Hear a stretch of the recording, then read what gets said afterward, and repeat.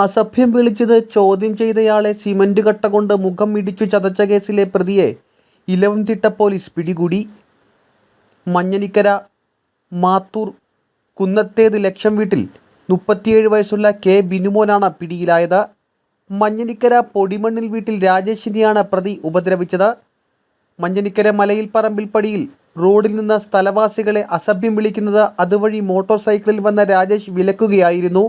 അതിൻ്റെ വിരോധത്തിൽ പ്രതി സിമന്റ് കട്ടയുടെ കഷ്ണം കൊണ്ട് ഇടിക്കുകയും ഇടികൊണ്ട് നിലത്ത് വീണപ്പോൾ കട്ട കൊണ്ട് മുഖത്ത് ഇടിച്ചു ചതയ്ക്കുകയുമായിരുന്നു. കട്ട കൊണ്ടുള്ള ഇടിയേറ്റ രാജേഷിൻ്റെ താഴത്തെ വരിയിലെ 2 പല്ലുകളും ഇളകി.